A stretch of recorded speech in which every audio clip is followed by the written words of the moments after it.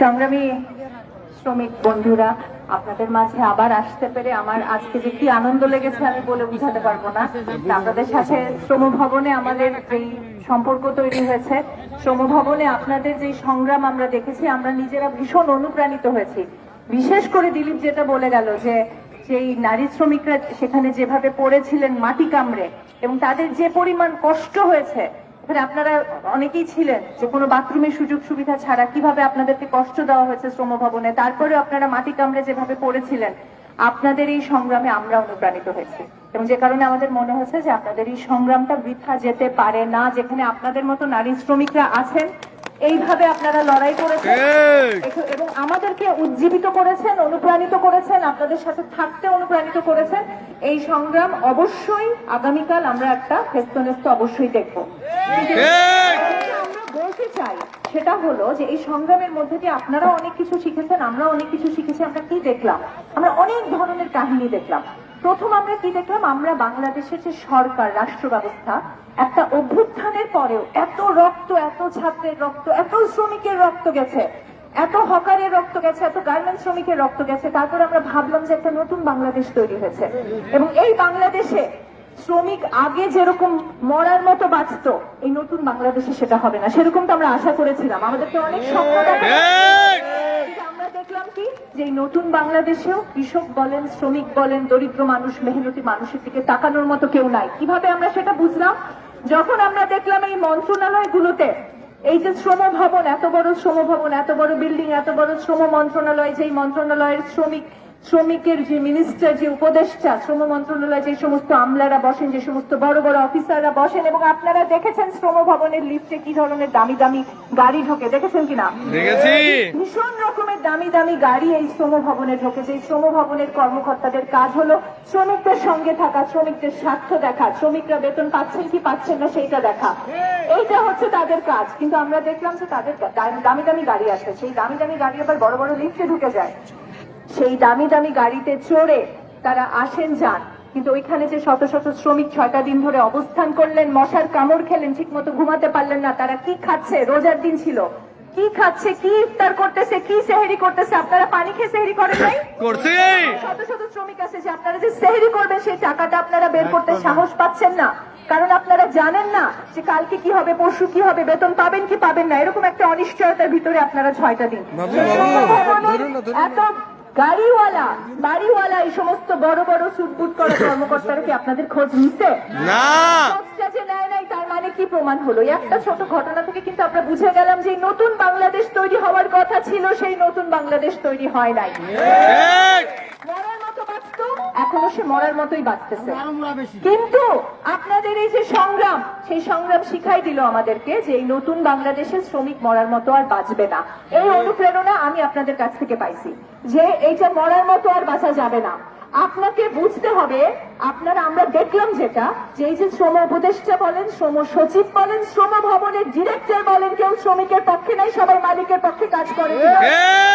দেখলাম যে বাংলাদেশে এত এত যে এই যে মালিকগুলো, এই যে আপনাদের টিএনজেড গ্রুপের মালিক শাহিন এবং অন্যান্য যারা রয়েছে, তারা একের পর এক মিথ্যা কথা বললো, তারা একের পর এক ডেডলাইন দিল, তারা একের পর এক আপনাদেরকে নানাভাবে আজকে 1 তারিখ, কালকে 1 তারিখ, পরশু আরেক তারিখ, তারিখ দিয়ে আপনাদেরকে বিধ্বস্ত করে ফেললো।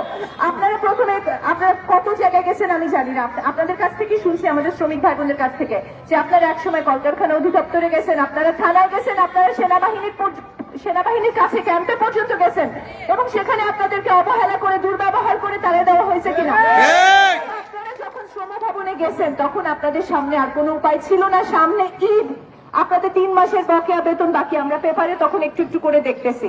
আপনারা শ্রম ভবনে গেছেন যখন আর কোনো উপায় ছিল না, সেখানে আপনারা বিশৃঙ্খলা করতে যান নাই, সেখানে আপনারা আন্দোলন করতে যান নাই, আপনারা গেছেন আপনাদের ন্যায্য ঘামের শ্রমের মজুরিটার জন্য, এবং সেই অধিকার চাইতে আপনি যখন শ্রম ভবনের সামনে বসলেন, তখন আমরা দেখলাম যে শ্রম ভবনের ডিরেক্টর থেকে শুরু করে, শ্রম মন্ত্রণালয়ের লোকজন থেকে শুরু করে, কি অদ্ভুত দুর্ব্যবহার করা হলো আপনাদের সাথে, যেন আপনারা মানুষের পর্যায়ে পড়েন না। এবং যখন এরকম দুর্ব্যবহার দুর্ব্যবহার করা হলো, আপনারা তখন কোনো গাড়ি ভাঙেন নাই, আপনারা কোনো রাস্তা অবরোধ করেন নাই, আপনারা মাটি কামড়ে পড়েছিলেন কিনা?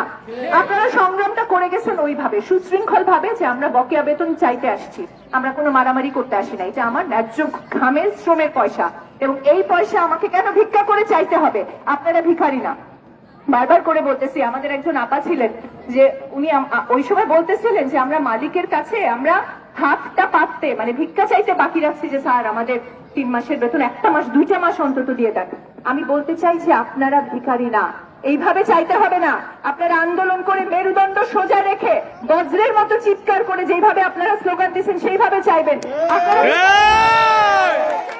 আপনাদের শ্রমে ঘামে বাংলাদেশের অর্থনীতি চলে। আমরা বারবার বলি যে আমাদের 80% যেই বৈদেশিক মুদ্রা সেটা আসে আপনাদের মেশিন থেকে আসে এবং আপনারা যদি না চালান এই গার্মেন্টস, আমাদের নারী শ্রমিকরা যদি আজকে সেলাই মেশিন না চালায় এই গার্মেন্টস ইন্ডাস্ট্রি বন্ধ হয়ে যাবে, বাংলাদেশের অর্থনীতি চলবে না। আপনারা কি আপনাদের শক্তি, আপনাদের সংগ্রামের শক্তিতে বুঝতে চেষ্টা করেন। আপনারা ভিখারি না এবং আপনাদের দয়া দাক্ষিণ্য চাইতে আপনারা আসেন না, এটা আপনাদের অধিকার।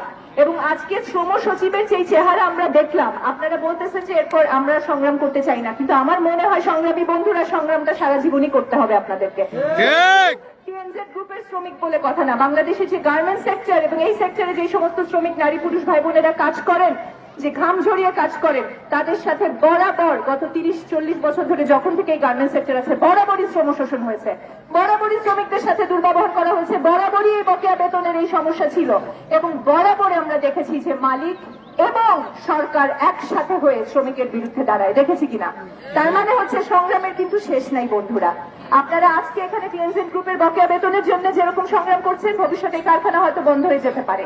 আপনাদেরকে কারখানা যেন বন্ধ না হয়, কারখানা যেন চালু থাকে এবং আপনাদের চাকরি যেন না যায়, সেই সংগ্রামও তো করতে হবে। কারণ আপনারা বলে দেওয়া হয়েছে কি, আমরা জানি যে সম্পদের হিসাব একটা পাওয়া গেছে, শাহীন এবং অন্যান্য মালিকদের সম্পদের একটা হিসাব পাওয়া গেছে, সেই সম্পদের হিসাব মনে হয় আমরা খুব দ্রুত পাবো।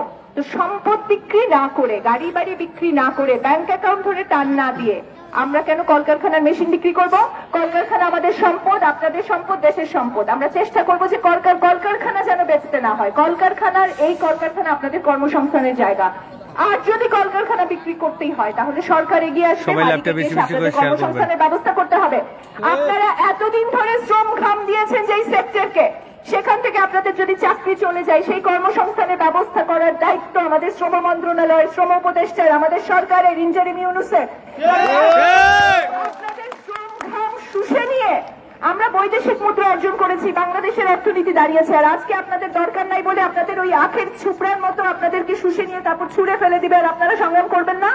মনে রাখবেন, আপনাদের কর্মসংস্থানের জন্য, চাকরির জন্য আপনাদেরকে রাস্তায় দাঁড়াতে হতে পারে। এই যে আমরা সংগ্রামের যে স্পিরিট পেলাম, আপনাদেরকে যে দেখলাম যে আপনারা এত সুশৃঙ্খল ভাবে এত সুন্দর একটা লড়াই করলেন, সেই লড়াই ভবিষ্যতে আপনারা যদি করেন আমরা সাথে আছি।